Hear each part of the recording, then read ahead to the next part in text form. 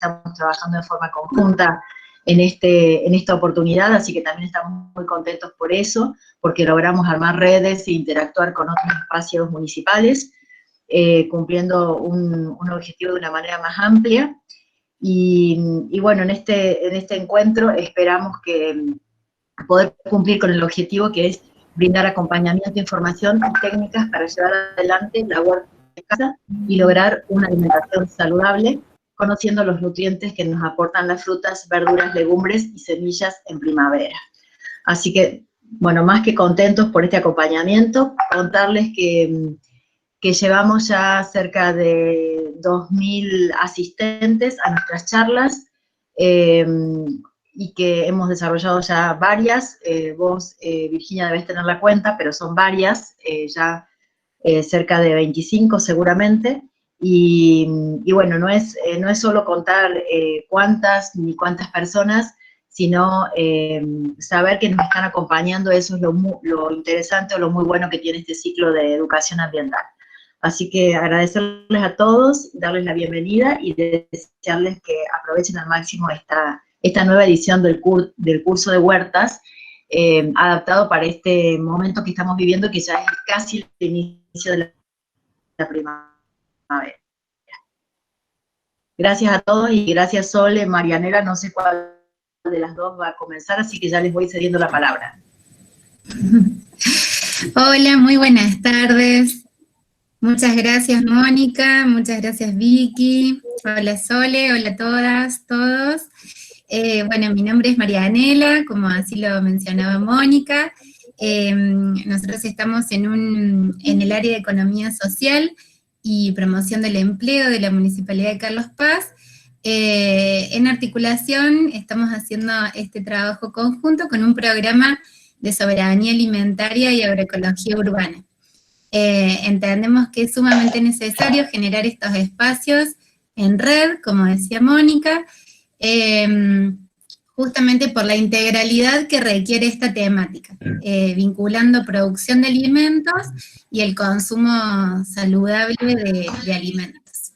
Así que gracias por sumarse y bueno, esperamos que sea sumamente enriquecedor y muchos intercambios.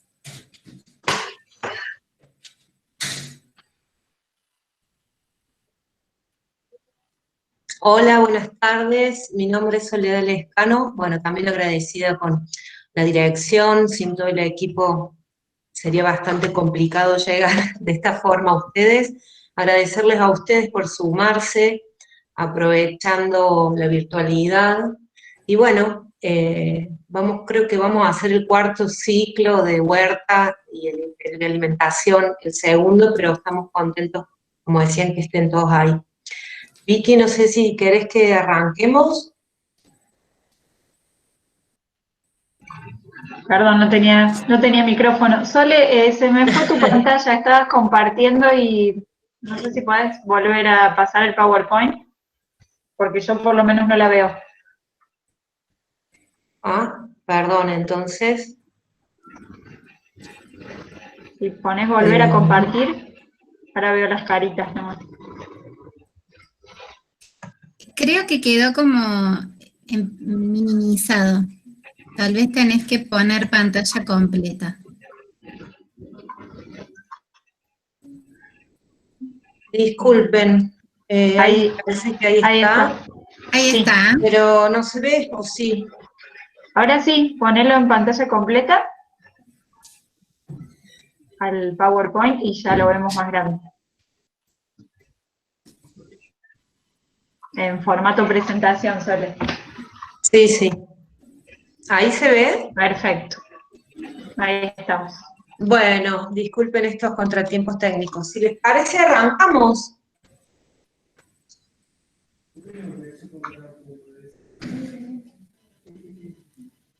Hola, ¿me escuchan?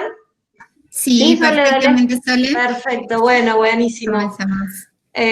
Comentarles un poco la idea de este ciclo. Van a ser 4 encuentros. Vamos a hablar en el encuentro 1 y en el 3 enfocados a huerta, y en el 2 y en el 4 Marianela va a hablar más de alimentación saludable y un poco, bueno, siempre decimos que es para la vida doméstica, familiar, para los vecinos, ¿m?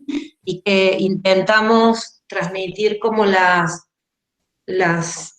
cuestiones esenciales que atraviesan los eventos, digamos, el porqué de las cosas, recetas para hacer huertas, hoy en internet van a encontrar miles, así que bueno, un poco la idea es transmitir cuestiones muy profundas y generales y a la vez muy chiquitas y concretas.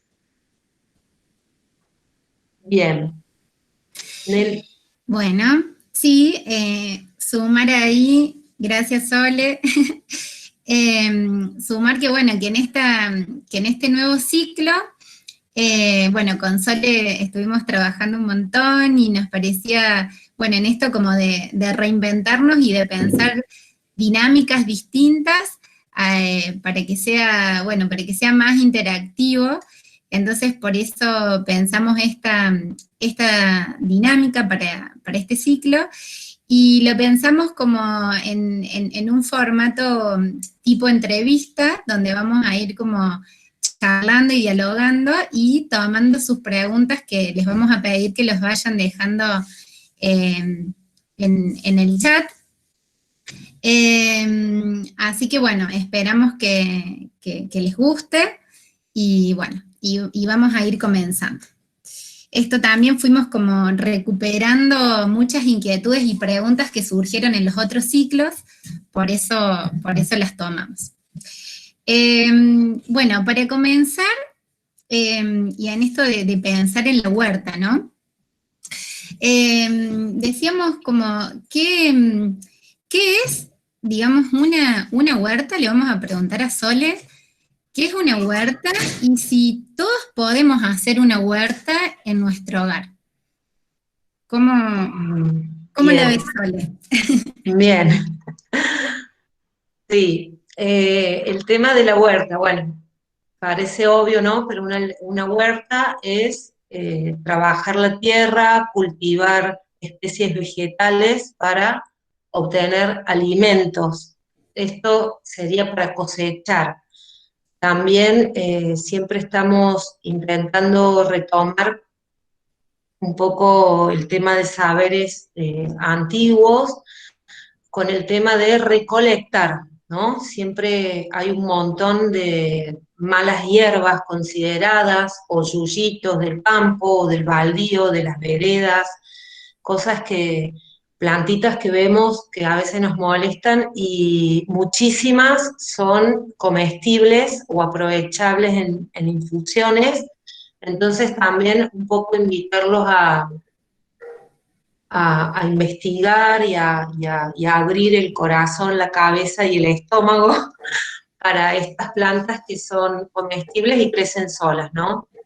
De hecho, siempre cito que hay dos estudios, hay muchísimos, pero hay dos puntuales que me gustan porque son de zonas bien diferentes de Argentina. Uno es de Salta y otro es de Bariloche. Personas que han hecho estudios nutricionales en un espacio, terreno baldío, digamos, y en una huerta, y ha sido lo mismo o incluso a veces más nutritivo el baldío.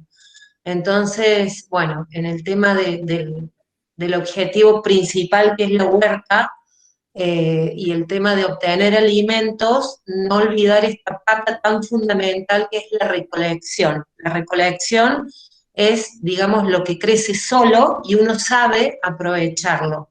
Mientras que la cosecha es cuando uno asiste todo el proceso de la planta, ¿no? Hasta obtener la parte que aprovechamos. Toda huerta, sea como sea, nos permite en cierta manera conectar con la naturaleza, ya estar con plantas, con agua, con tierra, siempre nos permite conectar con la naturaleza, pero el hecho de este tipo de huerta que proponemos es la huerta orgánica, que bueno, hoy van a escuchar un montón de palabras: agroecología, biodinámica, bueno, un montón de palabras que vienen, no solo palabras, sino maneras de hacer, que vienen como respuesta a una manera de trabajar la tierra y la agricultura que viene dada desde los años 50, digamos, del siglo pasado ya, donde todos, digamos, los trabajos que hace la naturaleza son reemplazados por industrias químicas o mecánica, ¿no? El tractor o los fertilizantes, los herbicidas, y este paquete tecnológico, más allá de la cuestión transgénica que hoy no vamos a tocar para nada, pero esta agricultura que vino de la denominada Revolución Verde, con los años y las décadas nos hemos encontrado que tenía un montón de efectos secundarios negativos, no solamente en la salud humana a la hora de consumir los alimentos, sino en la salud ambiental. Entonces hay toda una vuelta de retomar las maneras de hacer de antaño, ¿no?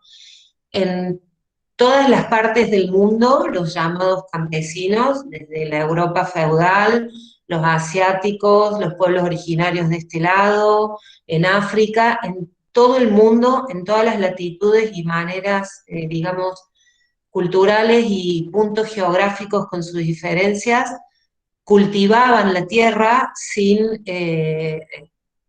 generar impacto, ¿no? Impacto ambiental y en la salud humana. Y la Revolución Verde es lo que trajo.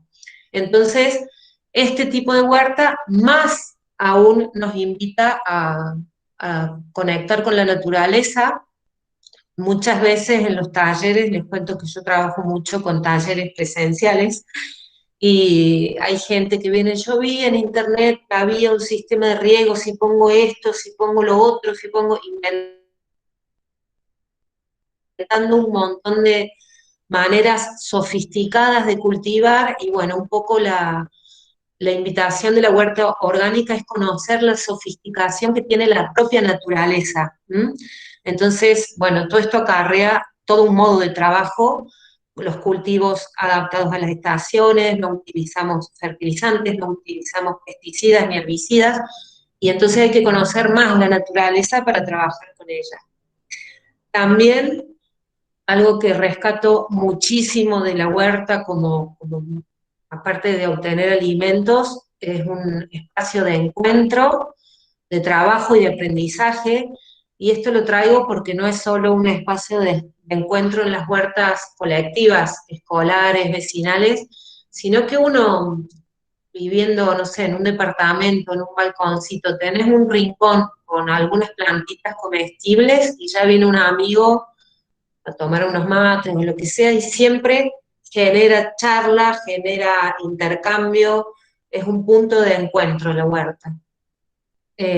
Comentar que se puede hacer en todo tipo de espacio, no es que si no tenemos patio no lo podemos hacer, lo podemos hacer en un balcón, en una terraza, en el lugar que sea, aunque tengamos roca madre en nuestro terreno. Y también algo muy importante es que se puede hacer todo reciclando, es decir, no hace falta gastar dinero, comprar algo para hacer una huerta. Hay gente que decide invertir mucho dinero por cuestiones estéticas y de gustos, pero no es necesario. Todo lo podemos obtener reciclando, reutilizando materiales. Entonces, acá les he puesto fotitos de distintos tipos de huerta o de espacios donde hay plantas comestibles. Fíjense, si se ve el mouse, ahí la flechita. ¿Se ve, Nela? Sí, sí. Ah, no escucha. Bueno, acá Se ve. vemos un balcón. Esto es una terraza con todo reciclado. Esto, fíjense, son tachos de aceite de auto para personas que no pueden agacharse, pintaditos, muy bien aprovechados. Estos son tarimas, ruedas. Esto es un departamento bueno, tiene una estructura de hierro, pero es un poco imitando esto. Y acá tenemos las dos huertas típicas del patio. Este tipo de huerta que ven acá del lado izquierdo son huertas que, digamos, cuando tenemos un horizonte A, que es como se llama si pudiéramos partir la tierra como si fuera un pastel, digamos, lo que veríamos donde uno clava la pala, esa tierra negra, en los que estudian el suelo le dicen horizonte A. Cuando hay una buena profundidad de tierra que nos permite clavar la pala, tenemos esta posibilidad de hacer este tipo de canteros, y si no, tenemos esta posibilidad que es, digamos, criando el suelo para arriba. Creo que Villa Carlos Paz tiene todo tipo de situación, porque es una ciudad con un montón de edificios, entonces pueden tener balconcitos, terracitas. Tenemos terrenos en los bajos, por el relieve, donde hay mucha acumulación por sedimentos de material y pueden obtener este tipo de terrenos, o donde está la roca madre, como les decía, a la superficie, o no podés clavar la pala, o la intentas clavar, y a los 5 centímetros te chocas con la roca, entonces se vuelve necesario este tipo de bancal, de cantero. De todas maneras, hoy en día casi todo el mundo está haciendo así, con el suelo hacia arriba, aunque tengamos suelo profundo. Es más fácil de trabajar, uno puede poner un banquito, no se suben las malas hierbas, no hay que, o sea, no hay que controlar tanto el pasto, el cebollín y plantas que van a estar permanentemente queriendo aprovechar todos nuestros labores, así como para las verduras, para ellos, ¿no?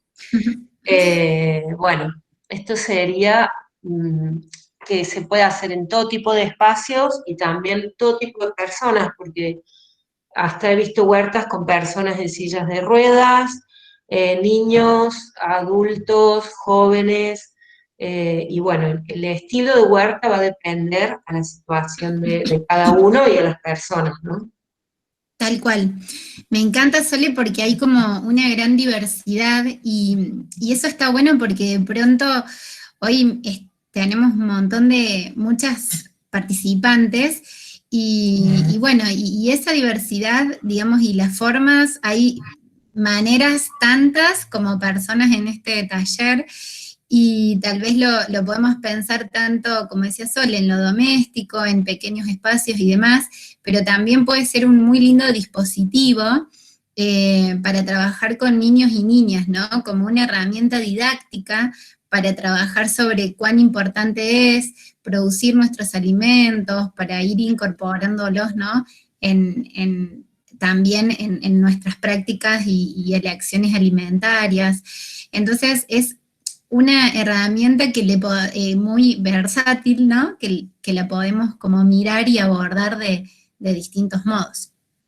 Sí, y en esto que comentaba recién del encuentro y lo que vos estás comentando de las distintas edades y personas, ahora con la pandemia se vio mucho porque de repente la familia, sobre todo al principio, se encontró toda en la casa, encerrada, y entonces por ahí el niño era encargado del compost, el joven de cavar, el abuelo de dar consejos.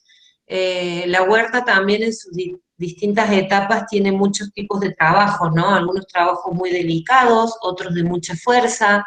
Entonces, ya mismo el grupo familiar, con sus distintos integrantes, también fue, por experiencias que me han llegado, como un punto de encuentro en la familia, ¿no?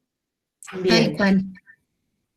De encuentro, de diálogo, de también alimentar como esto de la paciencia, los valores, porque también es todo un ejercicio, ¿no? Hay personas que dicen, puse una semilla y no crece, o me pasó, bueno, van a ir apareciendo, ¿no? Como distintas experiencias, pero la paciencia, creo que es algo que nos alimenta también.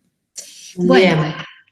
y entonces, Sole, está todo muy lindo, deben de decir acá, y estaba leyendo algunas personas que quieren comenzar, algunas dicen que tienen poco espacio, otros, ya ahí un poco Sole contaba, ¿no? Todos los lugares y los que podemos utilizar, pero ¿qué necesitamos para comenzar a producir? ¿Qué es lo que, les digo, bueno, quiero empezar con una huerta, ¿qué es lo primero que tengo que tener en cuenta? Bien, como les decía, vamos a ir a las a las cuestiones esenciales, ¿no? Entonces, la huerta son plantas, y las plantas todas tienen las mismas, digamos, necesidades como las personas, pero en diferentes cantidades y calidades. Entonces, una planta absorbe, fíjense acá, del suelo, como una sopa de nutrientes, de minerales, que es lo que nos da el fertilizante, digamos, esas sales minerales, las absorbe del suelo por las raíces a través, al absorber el agua, y viaja por sus sistemas de conducción, digamos, se le llama savia bruta, llega eso a la hoja, y es como que con la energía del sol arma los ladrillos de su alimento, ¿no? Entonces, básicamente nosotros tenemos que proveer agua, luz y suelo. Mientras nosotros le demos esto a las plantas, van a crecer. Entonces, de estos tres elementos, que son, digamos, los fundamentales, también el aire, digamos, los cuatro, las plantas todas, esto más allá de la huerta, ¿no? Es como el elemento biológico, el elemento vivo, capaz digamos, articular de alguna manera los cuatro elementos: el aire, la luz, el fuego, digamos, a través de la luz, el agua y la tierra. Entonces, digamos, son seres vivos que toman todo esto y generan vida. Bien. Nosotros queremos aprovecharlas a ellas para comerlas. Vamos a comer sus hojas, vamos a comer tallitos, vamos a comer frutos, vamos a comer flores, vamos a comer raíces. Entonces, básicamente ellas todas necesitan esto, y sobre todo nosotros, por el lugar donde vivimos y las costumbres alimenticias que tenemos, más o menos necesitan lo mismo las plantas que vamos a cultivar.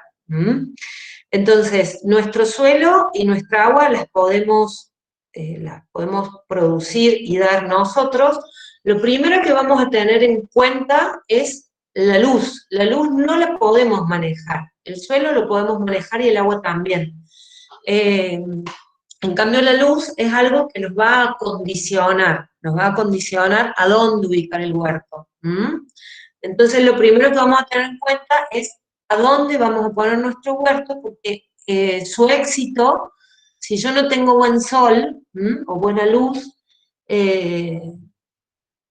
voy a tener, digamos, fracasos en el cultivo, y después moverlo no es lo mismo que el suelo o el agua. No sé si digamos, es lo único que nosotros no podemos manejar, que nos condiciona a nosotros. Como les decía antes, si nuestro terreno está sobre roca madre, podemos hacer huerta igual. Ahora, la luz no la podemos manejar, nos condiciona. Entonces, lo primero que vamos a tener en cuenta, y un poco va a ser como una tareita para el encuentro que viene, o el tercero, mejor dicho, es intentar ubicarnos qué sol van a recibir nuestras plantas en mi espacio. Les quiero aclarar desde ya que si nosotros tenemos un balcón pequeñito que apunta al sur, bueno, igual podemos hacer plantas comestibles. No todas, pero no se pongan ya, digamos, tristes, porque van a poder hacer algunas. Pero digamos, las plantas, todas las que estamos acostumbrados en la cocina nuestra, requieren mínimo 4 horas de luz solar al día. Y bueno, ¿qué vamos a tener en cuenta para esta ubicación o hacer esto? Por eso les digo, es una pequeña reflexión, toma de conciencia, no sé cómo decirlo, de a dónde estamos parados, en qué lugar vivo yo, y conectarme con esto de los puntos cardinales, el clima templado del hemisferio sur. ¿Por qué? El clima templado es porque esto nos condiciona que nosotros tenemos 4 estaciones. Parece obvio, pero esto genera toda una cuestión en las plantas que hace que digamos, que podamos producir unas cosas y no otras, y que tengamos que tener más cuidado en la época fría, ¿no? El hemisferio sur se los planteo por dos razones. Una, fíjense yo acá, estos dibujos, puse como diferentes estéticas, les invito a que hagan un croquis de su patio, ponen su casa, un dibujito con círculos, los árboles que tienen, pueden poner un dibujito, un óvalo con canteros de qué sé yo, de margaritas, ponerle una simbología y intentar ubicar cuál sería el recorrido del Sol. En nuestra zona, el Sol, en invierno, digamos, transita por el cielo un poco inclinado hacia el norte, ¿ah? Mientras que en el hemisferio norte, justamente, está inclinado hacia el sur. También les quería traer como alerta roja del hemisferio sur, porque hoy en día como consumimos muchísima, o buscamos, o nos proveemos de muchísima información de internet, y llegan páginas de todos lados. Entonces, cuando uno lee sobre cómo hacer una huerta, y te dicen ubícala hacia el sur, es porque es una página de España seguramente, y entonces está hablando desde el hemisferio norte. Lo mismo con el tema de tomar conciencia de que las épocas de siembra y las cuestiones que por ahí uno lee en internet con respecto a los meses calendarios, tiene más que ver con las estaciones del año, no con los meses calendarios. Pero como les decía, hay veces que hay muchas recetas, entonces uno buscando así en internet rápido nos dicen hay que sembrar el maíz en marzo. Y va uno y siembra el maíz en marzo, porque tengo participantes que lo han hecho. Y en realidad no es que sea en marzo, es que se siembra en primavera. Nosotros vamos a sembrarlo ahora el maíz, cuando arranque la primavera. Entonces, los puntos cardinales, la orientación, como les digo, es lo que nos va a condicionar la luz. Digamos, el clima templado, que nos da 4 estaciones. Estas 4 estaciones tienen mucha influencia en las plantas porque quiere decir que las horas de luz del día se alargan y se acortan mientras van transitando esas estaciones. El hemisferio es todo lo que, hacia dónde se inclina el sol, y los meses calendario hay que tener cuidado, y los puntos cardinales, que es cómo transita en el lugar que yo vivo el sol. También me pasa mucho en los talleres que pregunto por dónde sale el sol, bueno, y todo el mundo automáticamente responde se pone por el oeste y va por el norte. Y cuando le digo, bueno, señalen a dónde está, y ahí los participantes señalan para cualquier lado, porque bueno, a veces está la teoría, Ahora, pero ¿cómo? Sole, no, perdón que te interrumpa, pero podríamos, si bien no vamos a verlos ahora, pero sí podríamos pensar que ahora cada una donde está, sitúe los puntos cardinales y los ubique.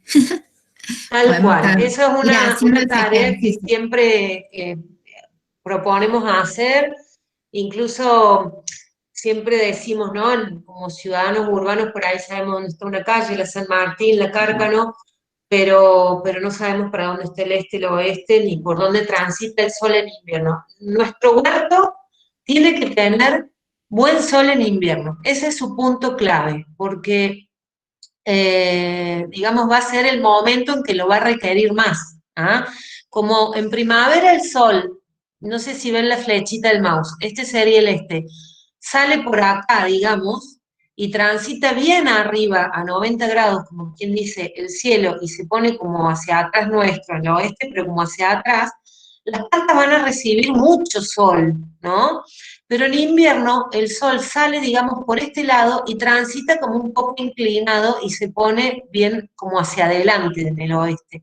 Entonces, si yo, por ejemplo, hago mi huerto acá, que está la casa, ¿ven? La casa de este lado, en invierno, que es cuando más calor va a necesitar y está el peligro de las heladas y todo, bueno, este agosto fue muy cálido, pero Sole, sí, perdón, no se ve el mouse. a ver, ahí. Bueno, yo lo estoy viendo en mi pantalla, pero quiere decir que hay que buscar porque se nos está escapando el tiempo, hay que buscar que no nos sombreen en invierno el huerto. Estos dos croquis que les presento acá están muy lindos, pero en realidad solamente está plasmado nuestro terreno. Nosotros deberíamos tener en cuenta también qué hay en los terrenos vecinos, porque si yo, por ejemplo, acá al norte, este croquis, tengo un edificio de 8 pisos, y a lo mejor me va a convenir hacer el huerto por acá.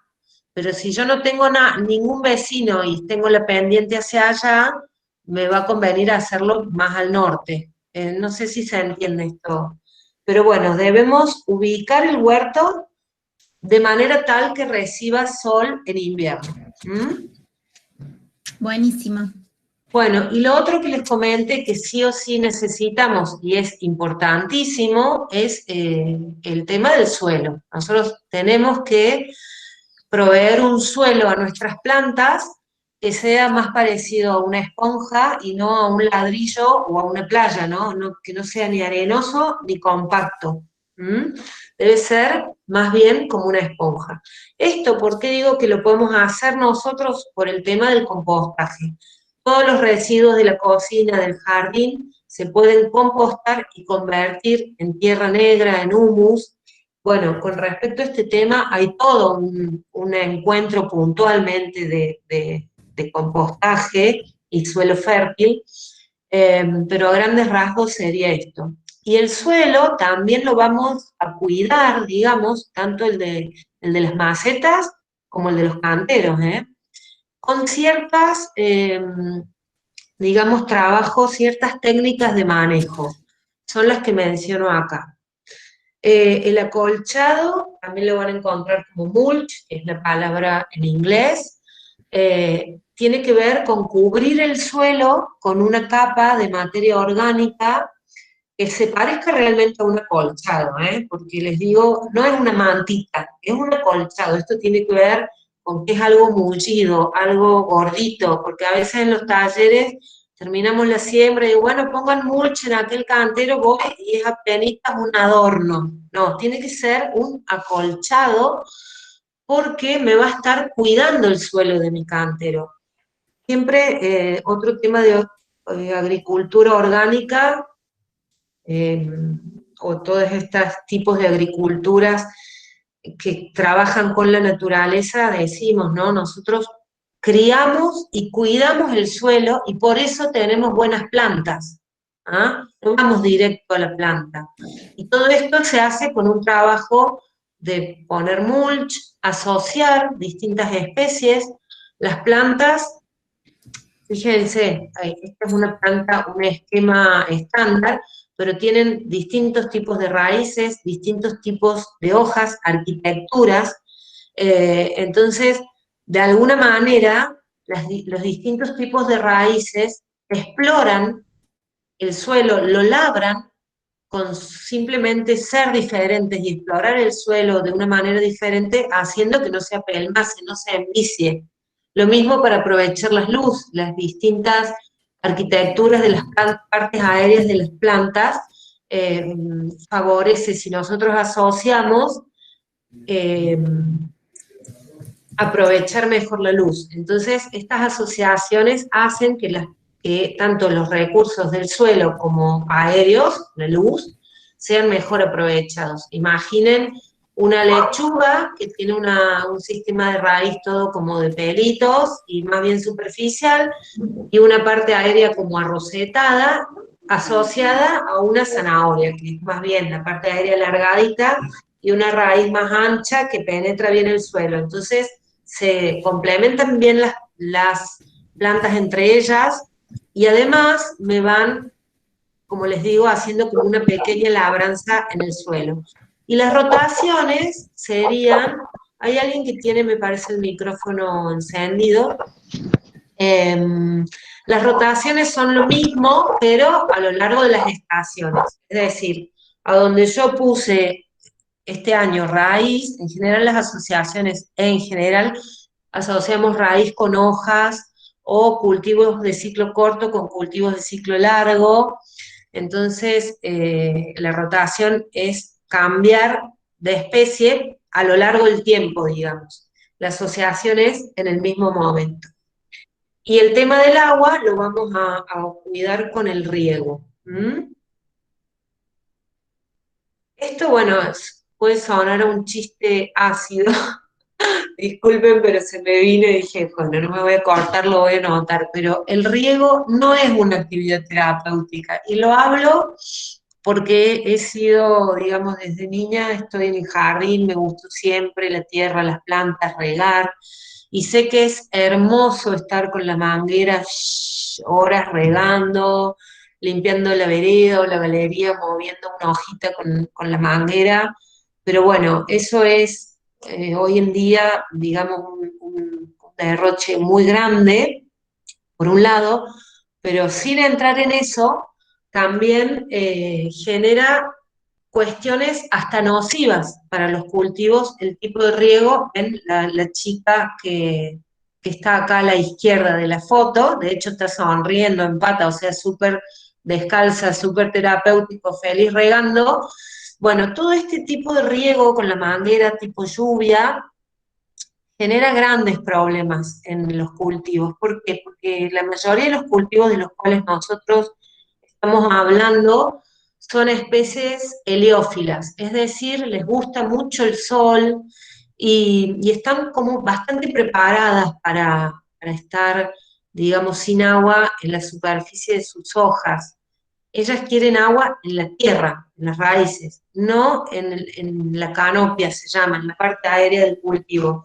Cuando uno riega así tipo lluvia, está generando todo una microatmósfera dentro de lo que es la lechuga, el tomate, que me trae pudriciones, me trae hongos, me atrae pulgones, o sea, atrae un montón de enfermedades. Lo ideal es tener el cultivo seco, las ramas, las hojas, y tener húmedo el suelo. Entonces, este tipo de riego, el típico de la regadera y que estoy horas con la manguera, más allá de la cuestión ambiental y el ahorro de agua, para las plantas no es positivo. Vamos a tener lechugas podridas, hongos, pulgones, manchas, quemaduras, porque las gotas de agua en las láminas de las hojas, que así se llaman las hojas, láminas, generan el efecto lupa y me queman las hojas. Lo ideal es el riego por goteo, esta manguerita que va de a poquito tirando. No es muy caro, verdaderamente si tienen la posibilidad de hacer algo así, es lo ideal. Estos dos tipos de riego, sí. No, que me parece re importante esto que estás mencionando, Sole, porque viste que a muchas personas les pasa esto de que creen que la mejor forma de regar es como es por la lluvia también. Entonces dicen, yo riego como de la forma que también cuando llueve de este modo. Entonces lo riego de esa forma pensando que es lo ideal para la planta. Entonces está re bueno resaltar esto que estás diciendo, ¿no?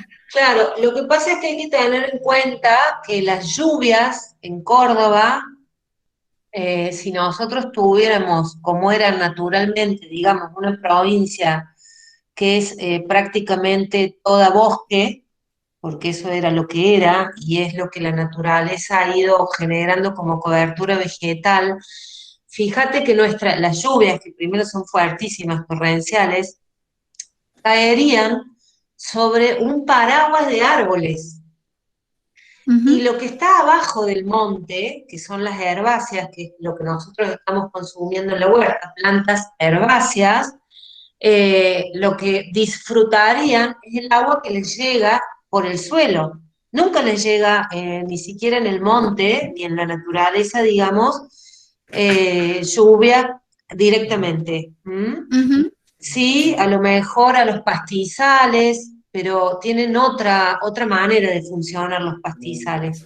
Entonces, si bien pareciera natural, no es natural, porque esas lluvias están, no sé, me sale la palabra pensadas, pero la naturaleza ha ido generando toda una cobertura vegetal para recibir esa lluvia, que es totalmente diferente a lo que estamos hablando. Tal cual.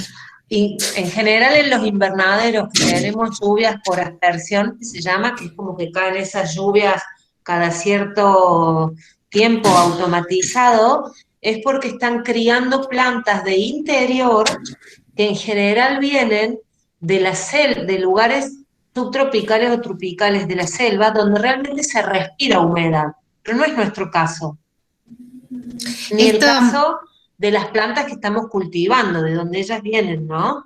ujú, Bien, el buenísimo. Un poco otro, sí, traer, perdón. no, que esto venía también un poco como a colación, como hablamos con Sole, de lo importante también de involucrarnos como ciudadanos y como ciudadanas en el cuidado y en la protección de nuestro monte nativo, de los bosques, por toda la importancia que tienen en nuestra vida, ¿no? Digo, en Totalmente, este contexto sí, de lo que totalmente.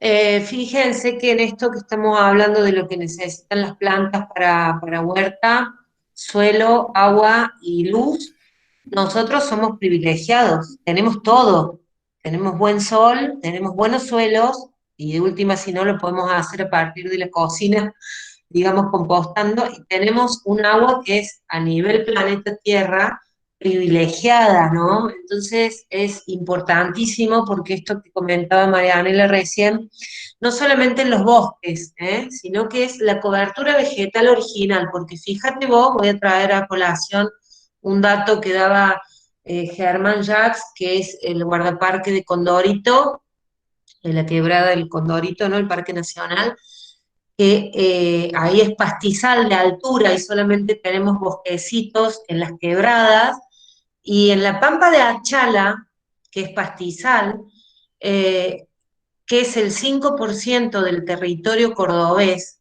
el 5% de Córdoba es pastizal de altura, y ahí se generan el 80% de nuestros ríos. Lo que pasa es que esos ríos, después de que son creados, digamos, por el pastizal de altura en la Pampa de Achala a través de la creación de vertientes, luego eso se va como liberando de a poco gracias a los bosques que están a altitudes más bajas. Entonces es importante proteger toda la cobertura vegetal de las montañas con cada, se llama piso de vegetación, que es cómo cambia la vegetación a medida que vamos subiendo en altitud. Pero bueno, no hemos ido por las ramas, vamos a volver al tema este esta frase, según el momento del cultivo. Bien. Eh, ¿Por qué les digo esto? Porque esta fotito que puse acá, que son unos vasitos con unas macetitas, en realidad son plantas crasas que en realidad no necesitarían agua, pero bueno, las puse porque está muy gráfico.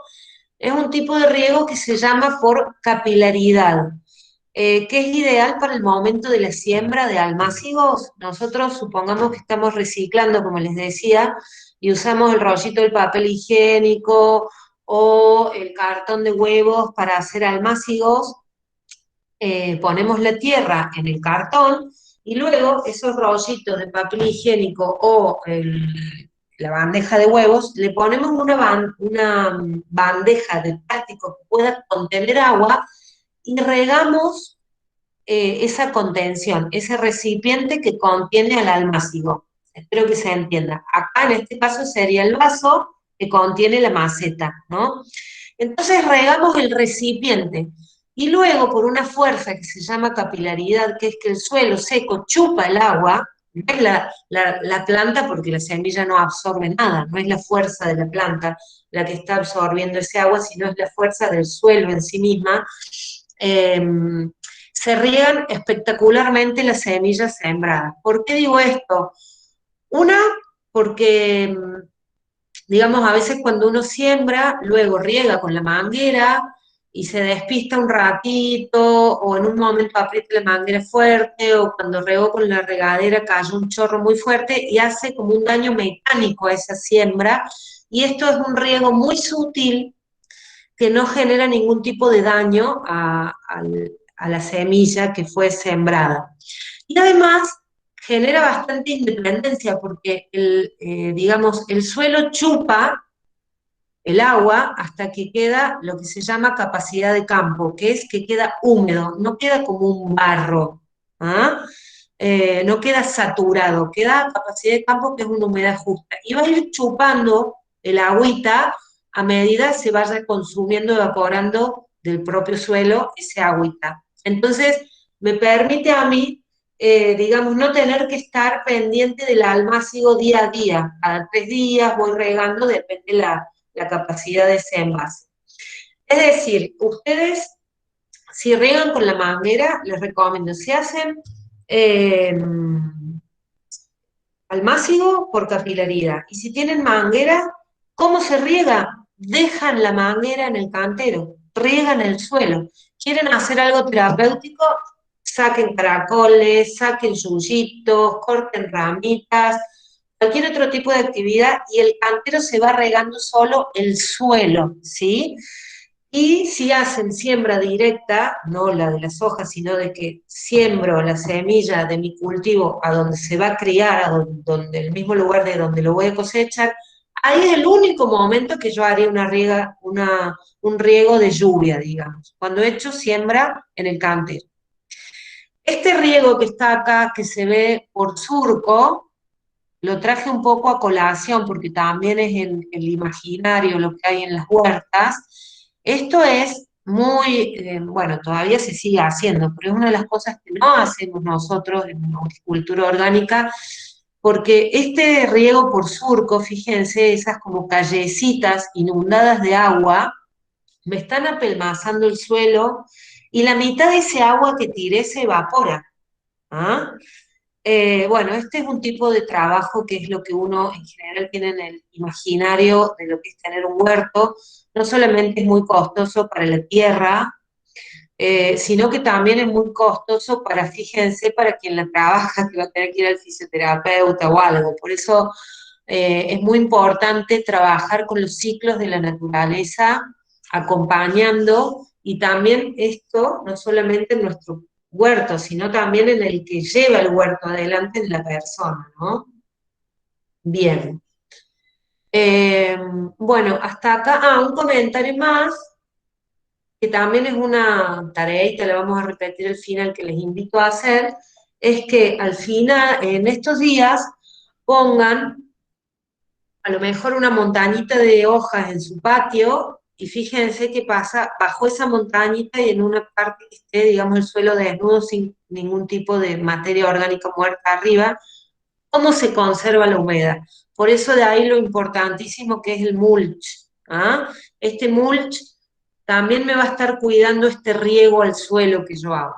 Bien, hasta acá hemos comentado recipientes, canteros, o sea, dónde hago la huerta, dónde lo ubico, cómo el tema del suelo, la profundidad que necesito para hacer todos los cultivos que nosotros estamos acostumbrados a consumir es más o menos 40 centímetros, pero a partir de 15 ya podemos hacer lechugas, ya podemos hacer rabanitos, el tema del agua y el riego. Y ahora vamos a mencionar rápidamente un poco una parte que es como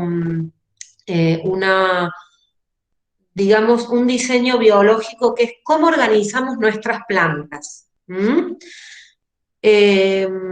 Primero, hablar de que el huerto es mucho más que el cantero que nosotros imaginamos con zanahorias o lechugas. Ahora les voy a hablar de otras plantas que también en general son aprovechables, pero que tienen otras funciones dentro de la huerta orgánica, y también de lo que es el ciclo de vida de una planta.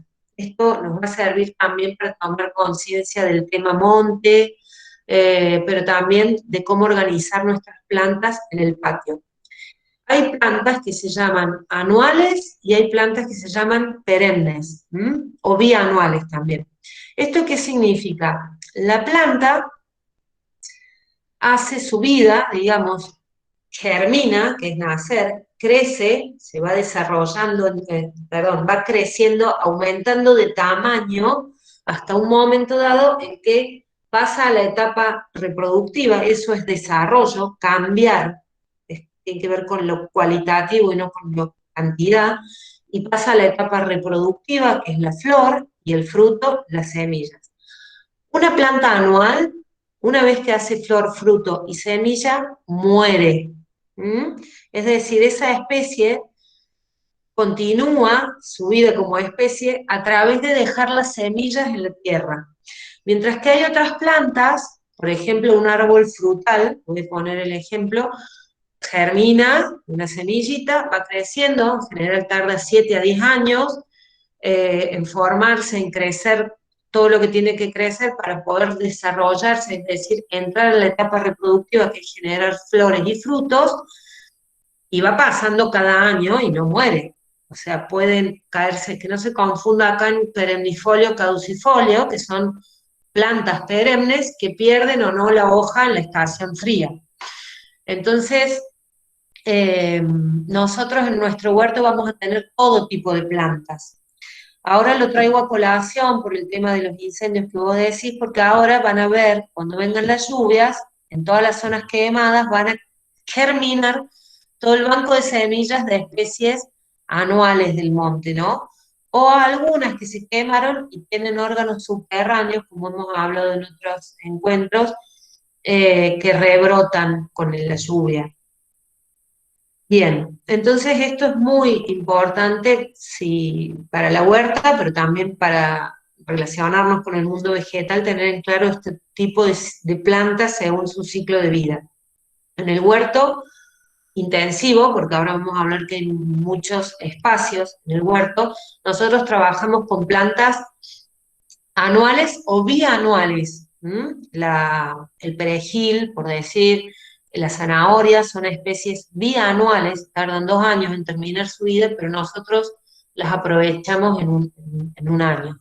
También decir que en general se les dice anuales, pero en realidad son de 6 meses, porque son o de primavera-verano o de otoño-invierno, ¿sí? Bien, ¿y qué es esto según sus funciones? Bueno, nosotros en el huerto vamos a encontrar muchas plantas que según sus funciones van a tener como un diferente espacio. Acá estamos diseñando nuestro espacio una vez que hemos elegido a dónde lo vamos a ubicar en función de las plantas, ¿no? Es como un diseño biológico, le llamo yo. Recuerden que también el huerto en general uno lo hace en un cuadrado o en un rectángulo o en un círculo de la casa, pero en realidad pueden hacer el huerto desparramado por su patio. Cada uno, esto en general se lo cierra por las mascotas, por los niños, ¿no? Pero bueno, primero que nada comentarles que hay unas plantas que constituyen lo que llamamos cerco biológico, que son perennes y son aromáticas. Esa es su característica. ¿Por qué le llamamos cerco biológico? Porque es un cerco que se arma alrededor de lo que uno entiende o tiene en el imaginario como huerta, de manera tal que su rol es repeler insectos. Todos los insectos voladores se guían muchísimo por los colores, pero más que todo por los olores. Entonces, cuando hay variedad de olores, el insecto volador se marea. Y créanme que mucha gente dice, oh, yo el año pasado tuve un huerto espectacular y no tenía ni un aromático. Está bien, pero ¿vieron cómo son las plagas o las poblaciones cuando se disparan? Hay un momento, en una época determinada, unas condiciones determinadas que, vaya a saber por qué, se dispara una población. En esos momentos, el cerco biológico es fundamental. Además, está conformado por plantas útiles para la cocina, por especies medicinales, es muy ornamental, o sea, les invito a incorporar las aromáticas aunque no hagan huerta. Si tienen un amigo con un patio que no le gustan las plantas, porque esto pasa mucho, regálenle y ayúdenle a poner una aromática porque se va a olvidar de cuidarla, pero le van a alegrar la vida porque no es lo mismo tener un patio pelado con un pasto feucho que abrir la ventana y tener una lavanda, un romero, un cedrón, una peperina, orégano, bueno, infinitas. Ahora les voy a pasar un listado. Ahí me parece que está buenísimo esto. también para que nos preguntemos para qué hacemos una huerta, ¿no? Porque también preguntarnos como ese motivo, porque eso también nos invita a pensar en esa diversidad, a pensar en toda la medicina, ¿no? En todas las propiedades que tienen esos alimentos, y que hay muchísimas plantas y muchísimas hierbas que están, esto de como decía también Sole, ¿no? Que a veces aparecen como malezas y que están ahí por todos lados y que en realidad, como dice un compañero, en realidad son buenesas porque las podemos incorporar en un montón de preparaciones, hierbas, infusiones y demás. Así que está bueno como ir tomando nota de todos estos aspectos que va mencionando Sole para pensar y diseñar el espacio de la huerta. Sí, en este cerco biológico les invito también, así como lo de orientación, a hacer un poco de reflexión sobre qué pongo y dónde, porque como les decía, son especies perennes, ¿m? Y después, una vez que las ubicamos y agarrar un viaje, como decimos los que agarro viaje, sí, o no, son difíciles de trasplantar, porque ya son plantas grandes y una planta grande trasplantada, bueno, no es de buen augurio, digamos, entonces no poner un romero por delante en el sentido de hacia el norte, un tomillo que es petizo, un poco investigar estas plantas también, les invito, me olvidé de poner el link, hay en YouTube un encuentro puntual de aromáticas, investigar cómo son de adultas, es decir, qué tamaño tienen los romeros, por ejemplo, crecen bastante altos, podrían ser como un ligustrín, las alabandas que se genera como una esfera enorme, el, el tomillo que es un arbusto petizo, y también cómo se reproducen, porque la menta es muy invasora, después se está subiendo los canteros, entonces a la hora de elegir a dónde ubico mi aromática, saber cómo va a ser de adulta y cómo se reproduce, es fundamental. Bien. Sole, Después, sí. ahí, no, que en el chat Mónica fue poniendo todos los links para que lo puedan buscar ahí, de lo que mencionaste Buenísimo. recién. Después comentarles que hay algunos cultivos que son perennes, es decir, uno arma los canteros y no está año a año sembrando eso, sino que lo está cuidando, separando hijuelos, podando, haciendo nuevas plantas, cada ciertos años rejuveneciendo para ganar de vuelta el sabor. Estos serían los alcauciles, los espárragos, las frutillas. Una vez que se instalaron en nuestro patio son súper generosas, súper rústicas y como les digo, también son ornamentales y bueno, también está bueno tener en cuenta esto, un cerco de espárragos, algo espectacular. El alcachofa, me sale el alcaucil, no sé si alguna vez los vieron florecidos, pero es como un cardo mariano enorme, hermoso. Las frutillas, bueno, ¿quién no quiere tener frutillas? Una vez también que generé el cantero, después las tengo todo el tiempo, incluso tengo que estar sacando para hacer nuevas plantas porque me supera la capacidad del cantero. Y estas que son fundamentales son las especies colaboradoras, son especies que les recomiendo también poner, las llamo yo colaboradoras tanto como el cerco biológico, pero en general son comestibles, perennes, rústicas. ¿Y por qué colaboradoras? Les menciono algunas. El taco de reina, una planta súper dulce para caracoles, para hormigas. Entonces, estos bichos van a ir a mi taco de reina, van a ir los gusanos de la mariposa a mi pasionaria, que es una enredadera autóctona, hermosa, y que tiene un fruto comestible y tiene propiedades medicinales. La borraja, que si bien es europea, tiene una flor hermosa, atrae insectos benéficos, porque también está esto de que hay todo un manejo de plagas, de poner plantas que ayudan a traer, por ejemplo, vaquitas de San Antonio que se comen los pulgones, y además, en otras épocas, incluso actualmente en algunas regiones, se consume la borraja como verdura me refiero como espinaca, como acelga, el cardo mariano también, ahí cerca de la fábrica. Bueno, me olvidé de presentar por esas fotos que había al principio de espacio de encuentros en la huerta que está en la fábrica.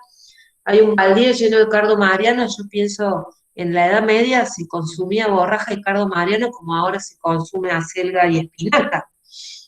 Bueno, estas especies colaboradoras, como les digo, son, igual que las otras tres, súper ornamentales, comestibles, y además van a ir todos los bichos ahí.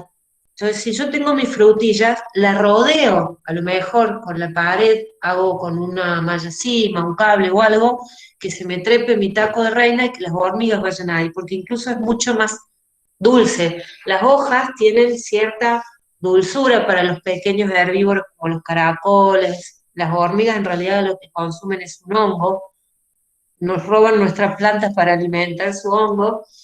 En el cerco biológico nunca van a encontrar un herbívoro porque justamente el aceite esencial en la evolución de las aromáticas ha sido su mecanismo de defensa. Y finalmente llegamos a las plantas anuales o bianuales, que es lo que uno en general tiene como huerta. Pero en realidad huerta orgánica es todo esto, es un diseño general del espacio y del patio. Bueno, acá les puse esto que lo saqué de esta charla de aromáticas que tenemos un encuentro, está en YouTube, lo pueden consultar, es puntualmente de aromáticas. Y acá les puse unas fotitos de algunas, fíjense, alcauciles, espárragos, frutillas, la manzanilla, que no es una aromática, pero es una medicinal muy consumida en nuestras cocinas y es perenne. Fíjense el taco de reina. El taco de reina es una planta peruana, soporta el frío, las alturas, todo. Van a tener en pleno julio en una pared sur estas flores y este verdor. Y además se consumen las flores, se consumen las hojas, se consume el frutito, la pasionaria, esta enredadera nuestra de acá, el maracuyá, porque en realidad el maracuyá, fíjense las plantas, fíjense, acá lo puedo ejemplificar bien. Las plantas tienen un nombre científico, acá con la menta lo vamos a hacer. Ese nombre científico incluye dos palabras. La primera es el género, que es un grupo de plantas. Las familias botánicas tienen muchos géneros y los géneros, especies. La especie me lo determina la segunda palabra. La pasionaria es pasiflora algo. El maracuyá es pasiflora algo, nada más que una pasiflora que se cría en ambientes más tropicales, subtropicales, pero por eso tiene el fruto ha sido más valorado a nivel comercial, ¿no? De todas maneras, tengan en cuenta que esta planta no está domesticada, es decir, a lo mejor si nuestra pasionaria, que es una enredadera autóctona, hermosa, la puedes tener en el alambrado, en la pared, bueno, hubiera sido domesticada, es decir, cultivada de hace 200 años como otras plantas o 300, a lo mejor tendría un fruto el doble de grande. Esto también hay que tenerlo en cuenta de las especies comestibles que llevan siglos de domesticación, por eso son como las vemos. Un durazno original no tiene nada que ver con el durazno que vemos hoy, ¿eh? Bueno, acá, fíjense la de abajo a la derecha, a ver si... Esta es la borraja que les comentaba, hermosa. Y acá puse, bueno, para también los que tienen balcón, unos dibujitos. Esto sería un romero, una salvia, un orégano. Y esto serían el espacio de las anuales o bianuales. Les quiero acá tirar las orejas a algunos amigos que me preguntan todo esto y encima charlan, uno va de visita. Le digo, bueno, hacete primero las aromáticas, ponelas fuera del bancal, y cuando voy a la siguiente visita se han tentado y lo han puesto dentro del bancal. Entonces pasaron 1 año, 2 años y tienen acá una salvia enorme, un orégano enorme. Justamente el bancal es el lugar del huerto que se llama intensivo porque es pequeño el espacio, intenso el cambio de especies y es el que más trabajo le vamos a dedicar. Todo esto que está alrededor, casi que ni lo vamos a trabajar, de vez en cuando por gusto, ¿eh? Bien. ¿Hasta acá ves todo claro, Nela? porque ya son las... Sí. Sí, ahí íbamos respondiendo a algunas preguntitas que iban haciendo. Por ejemplo, preguntaban acerca de en qué momento del día era mejor regar, si por ejemplo, si querés traer algo sobre eso, sobre lo importante de cubrir las plantas, más allá de que sea una maceta o sea una huerta más grande, esto del mulch siempre... Ah, bien. Digo estas dos cositas y sigo porque me queda la última. El Bien. tema del momento del riego, digamos que da lo mismo, ¿saben por qué? Porque van a tener todos mucho mulch, que no es el caso de estos bancales que están acá en la foto, ¿eh? Entonces, cuando uno tenga tiempo, en general se dice que es mejor regar a la tardecita porque la intensidad del sol hace que no se evapore el agua. Pero en realidad cuando yo tengo una buena capa de mulch y pongo la manguera en el piso, digamos, va el agua como incluso por debajo del mulch. El tema del mulch es muy importante que no esté pegado a la planta. Siempre dejamos como un perímetro que rodee la planta sin nada. El mulch es para cubrir el suelo entre las líneas, entre los cultivos, porque si lo dejo pegado a la planta, va a pasar que me va a generar también un ambiente de humedad y va a generar pudriciones, atraer enfermedades, lo mismo que pasaba con el riego en lluvia. Bien, para terminar, que ya pasemos a las preguntas. Entonces, una huerta va a haber muchos espacios. Van a haber las aboneras y composteras, porque eso es fundamental. Ya vamos a ver ahí con Mónica, con Vicky, cuando hacemos otro de compost, porque es básico entender el suelo. Para un hortelano, lo más básico es entender el suelo más que las plantas. El cerco biológico, que es de aromáticas, la huerta intensiva, canteros con cultivos perennes, que acá no lo puse, bueno, y lo que se llama chacra, que es una huerta también, pero es como más extensiva. Esto lo traigo un poco a colación, no lo pueden hacer los que no tienen, bueno, si tienen balcón, hay gente que ha hecho una mini chacra, porque realmente el zapallo es re generoso, con una planta tenés un montón. Es un espacio de producción de cultivos más rústicos, que requieren más espacio y también son más, digamos, como lo que se cultiva, lo que se cosecha es el fruto. Realmente estas plantas tienen que cumplir todo su ciclo, entonces también es más extenso en el tiempo. Por ejemplo, el rabanito, en esto de que hablamos del ciclo de vida, él hace esa parte gordita abajo de la tierra para tener nutrientes para después florecer y, bueno, para nutrientes en un momento, almacena ahí nutrientes, ¿no? Pero a mí no me importa que florezca, es más, cuando floreció ya se me consumió la parte que quería cosechar. Entonces depende la parte que yo quiera cosechar, verdura, por eso decimos de hoja, de raíz, de flor, de fruto, voy a tener que hacer que esas plantas cumplan o no su ciclo natural. Cuando yo voy a cosechar frutos, que es el caso de la chacra, que ya voy a decir qué es, o tomates, o pimientas, o berenjenas, yo tengo que hacer que la planta cumpla todo su ciclo. Por eso es muy importante sembrar ahora lo de primavera, sobre todo estos cultivos, ¿no? En cambio, los cultivos que se suelen decir son de todo el año, es porque yo a lo mejor estoy cosechando hojas o partes subterráneas, entonces la planta no tiene que seguir florecer correctamente, ni la vamos a dejar florecer. Bien, acá les voy a mostrar lo que serían estos espacios de la huerta. Esta fotito es de la gente ahí en la fábrica, que si alguno está, siempre les mando un saludo. Es una huerta que hemos hecho ahí desde Ambiente y con la fábrica Punto Joven, y sobre todo la han hecho los participantes, que les mando un saludo enorme. Un segundito. Y acá tenemos los bancales, que serían la huerta intensiva, y estas serían aromáticas, y acá, esta foto la encontré justamente en estos días, y la puse un poco para que vean que siempre hay que dudar de todo lo que escuchan. Chakra, les decía, es como un resumen de una manera de cultivar de los pueblos originarios. En México se les llama de otras maneras, se les llaman también plantas hermanas, y tiene que ver con asociar 3 cultivos que también, ya vamos a hablar, espero, Nela, son también muy nutritivos y complementarios en nuestra alimentación.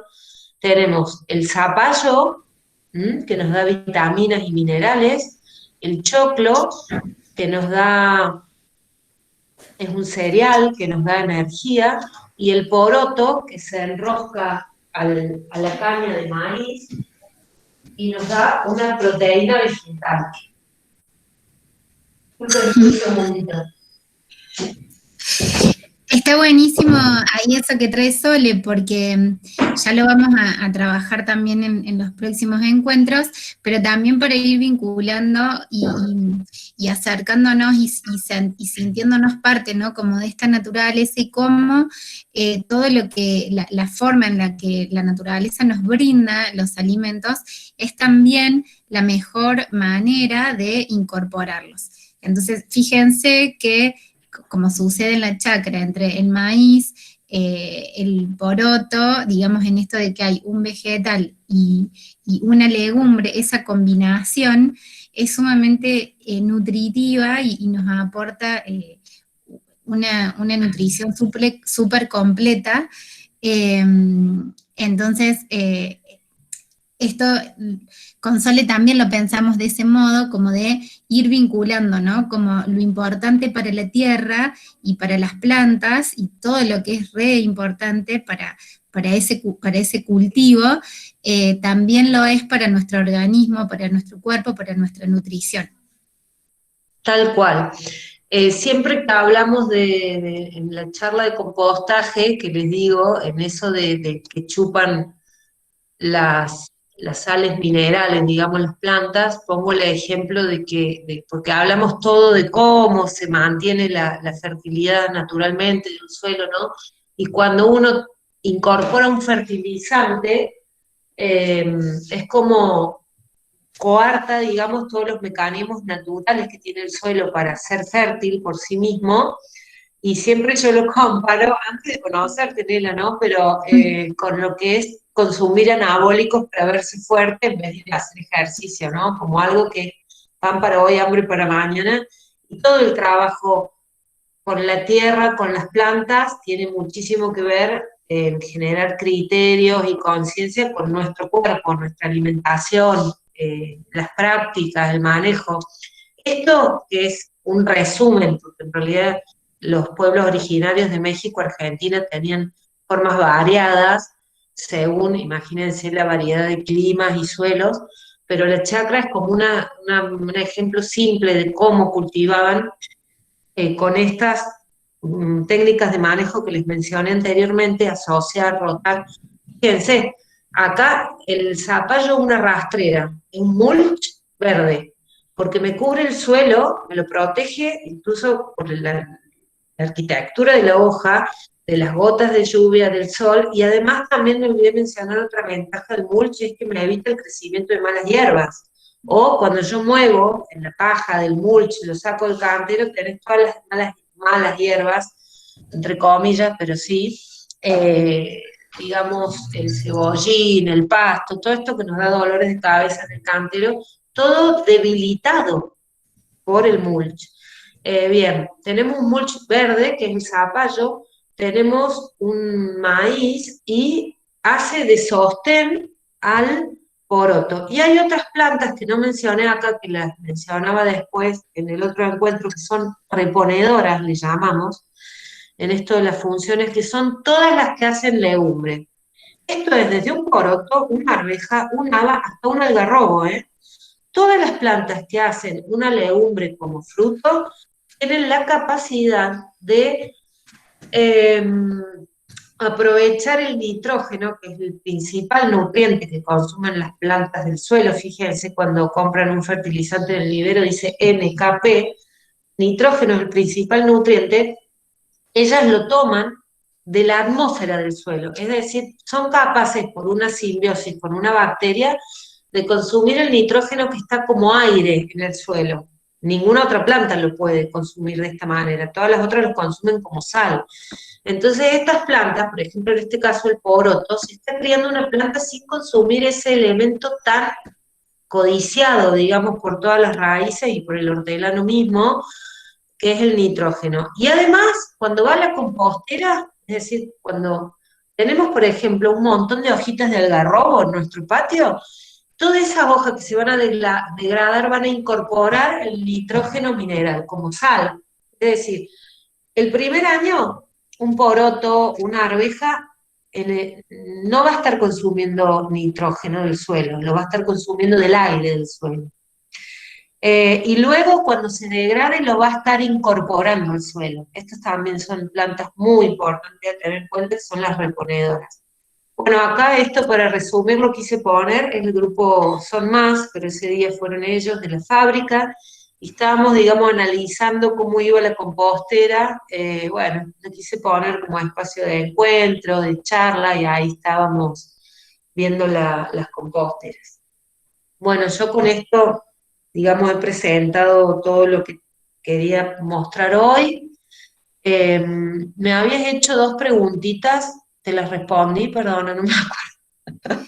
Sí, por un lado esto del momento del pliego, y a sí. ver, voy a ir recuperando que había varias preguntas, trataremos de ir cubriéndolas a todas. A ver, bueno, por un lado, bueno, varias preguntaron, por un lado, por el tema de si quedaba grabado, queda todo grabado y todo va a estar, se va a compartir. Hay muchos videos en YouTube que Mónica los fue subiendo a los enlaces, a los links. Nela, disculpa que te interrumpa. Sí. Estas cositas de modalidad del YouTube, de los grabados, lo va a mencionar Vicky. Vos si querés preguntarme cosas de la huerta o del ciclo, y ella cuando cierre hace estas aclaraciones, si te parece, digo.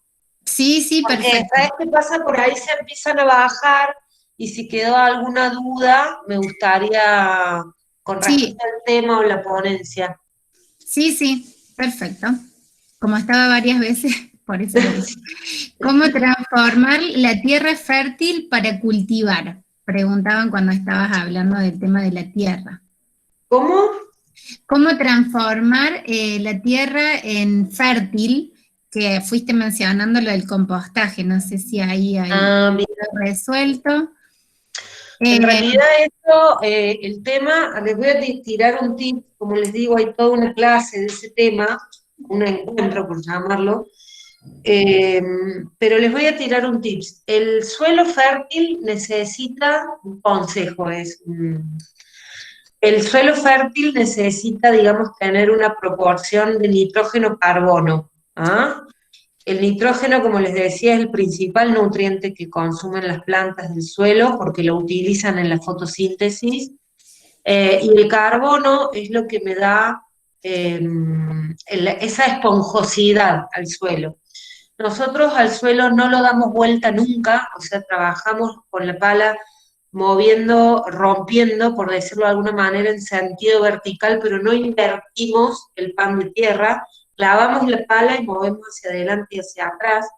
Y sí les recomiendo siempre agregar una capa de verde y una capa de seco. Es decir, yo tengo una achira, por ejemplo, que es re invasora, también es comestible, habría que rescatar esta planta, pero bueno, es una invasora de Perú, y tiene unas láminas muy grandes, se pueden cortar, a veces uno quiere achicar la achira que tiene el jardín, la incorporamos al cantero y luego le ponemos la materia orgánica seca. ¿Por qué es esto? Cuando incorporo material verde, se debe descomponer en verde, porque si no ya me estaría aportando carbono. Entonces, nosotros trabajamos el suelo moviéndolo e incorporando una capa de seco tienen que ser hojas, láminas blandas, es decir, siempre verde, eucaliptus, pino, cosas duras no conviene, son láminas blandas. Jazmín amarillo, que suelen tener mucho cerco, que también es reinvasora, pongan a los niños a llenar baldes y baldes de hojitas de jazmín amarillo y tírenlo en el cantero, a la hojita, y cúbranlo con hojas secas y ya estamos mejorando nuestro suelo. Aunque tengamos cantero, aunque agreguemos tierra para arriba, siempre viene bien eso. Y bueno, y aparte lo de compostar. Buenísimo, ahí ya se resolvieron varias preguntas. Hay varias sobre siembra, que ya eso va a ser en el tercer encuentro. Bueno, las tomamos para ver si... Decían de cómo hacer el plantín y demás. Después preguntaron por las horas de sol, que ya también lo mencionaste, y cómo combatir hormigas, también preguntaron. Bueno, las hormigas, ahora, sé por qué lo preguntan, porque ahora es el momento de las hormigas, cuando vengan las lluvias van a preguntar de los caracoles. Las hormigas, hay recetas en el INTA que también les invito, perdonen que sea pesada, pero bueno, estamos todos muy sensibles con el tema. En realidad los que estamos en esto hace años estamos sensibles, pero vemos a la población muy receptora. Las bolitas de paraíso, hay una receta en las cartillas del INTA para hacer con bolitas de paraíso. Perdonen, voy a dejar de compartir si ya no vemos acá nada.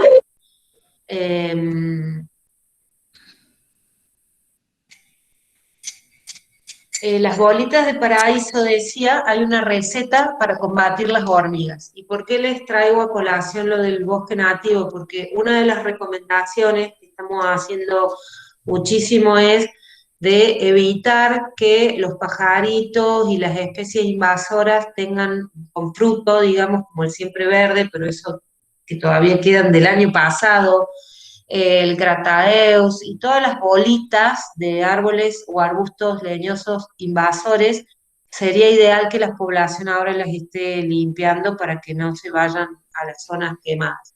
Pero bueno, entonces ahora ustedes van a ver en los costados de las rutas, en muchos barrios de Carlos Paz, los paraísos, todos marrones la copa porque tienen su bolita.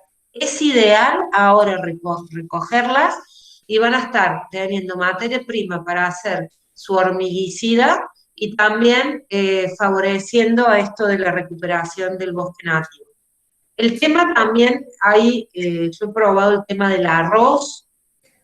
Simplemente el arroz lo que hace es que la hormiga lo elige en vez de elegir tu planta. Si lo pones con sulfato de cobre, que es una cosa teñida de azul, ella lo lleva al arroz, al hormiguero, porque tengan en cuenta que la hormiga no come las hojitas que nosotros vemos que ellas llevan. En realidad las hormigas crían un hongo en el hormiguero, y todos esos pedazos de hojitas que las hormigas están llevando son para cultivar ese hongo. Fíjense, ya son cultivadoras las hormigas. Entonces, cuando ellas llevan el arroz con el sulfato de cobre, también hay otro con jugo en polvo, hay varias recetas. Vas a matar el hongo, ¿no? Entonces vas a estar evitando que consuma las plantas tuyas, como frutillas, acelgas. En este momento a mí me acaban de comer todas las acelgas. Van a estar eligiendo el arroz en vez de las plantas, y además si le pones sulfato de cobre lo vas a estar matando al hongo para más a largo plazo. La otra es que llenen de taco de reina, porque también la van a elegir, y a nosotros, digamos, no nos interesa tanto, incluso se recupera y va a crecer más. La ceniza ayuda mucho, pero hace que se muden, o sea, por ejemplo, rodear las acelgas, todos los canteros, verduras de hoja con ceniza. Si ustedes se calientan con fuego, a veces uno tiene ceniza para tirar para arriba y no sabe qué hacer, repelen bastante, hacen que se muden, que no vayan a ese lugar, no es que las maten. Bueno, eso con las hormigas. Bien. ¿Qué más? Y también preguntaron por las cucarachas. Y ya después, si querés, cerramos y acordate que había tareita. Bueno, las cucarachas, déjenme decirles que en realidad bienvenidas, porque quiere decir que no hay alacranes.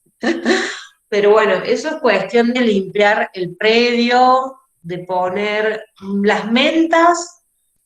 Las mentas tengo entendido que repelen muchísimo, no solamente en los roedores, y tengo entendido que también las cucarachas, pero no me animo a contestar nada de eso. Por ahí habría que chusmear mucho en internet porque, bueno, no, la verdad que nunca he tenido, no es una plaga que sea como de la huerta, es más una plaga del espacio urbano, de las cañerías, de otro, a lo mejor justo en tu tierra está cerca de una cámara séptica, de un pozo negro, o hace poco han limpiado un pozo negro o algo así, porque no es que sea un insecto que vaya a la huerta. No sé si, pero bueno, no conozco receta. Más que química, digamos que no lo recomiendo tirar a donde estemos cultivando alimentos. Bueno, si querés ya podemos como ir cerrando y si querés compartir la tareita que íbamos a dar para el próximo encuentro. Ah, mira, ahí dice, si no querés cucaracha, mucho sapo. El sapo y esos bichos, nosotros hasta tenían nombre, mira, los sapos, porque también los adoramos por el tema mosquitos. Hay un montón, o sea, esto es la huerta orgánica, generar diversidad de animalitos, diversidad de plantas. Les cuento que las palomas, las ratas y las cucarachas conviven con nosotros, o sea, no es por desmerecer, ¿no? Pero el ser humano, las palomas, las cucarachas y las ratas están todos amontonados en el mismo lugar aunque no los veamos, ¿eh? Entonces todo lo que sea traer otro tipo de diversidad y habla de mucha simplificación. Ustedes van a un camping, me acuerdo, a la Muchita, y estaba lleno de palomas. Esto es que el ecosistema se ha simplificado. Hay poca diversidad, ¿ah? Entonces, bueno, enriquecer todo viene bien.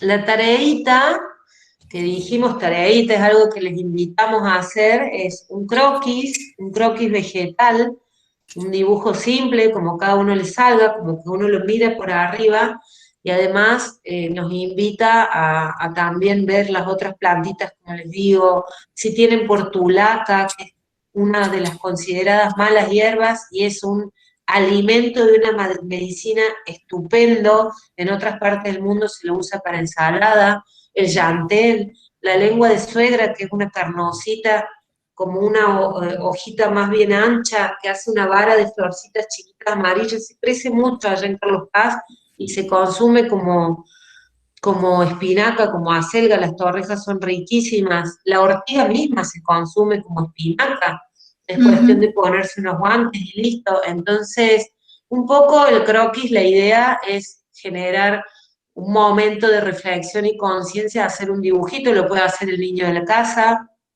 sobre por dónde sale el sol y dónde tenemos qué plantas que nos van estructurando nuestro jardín.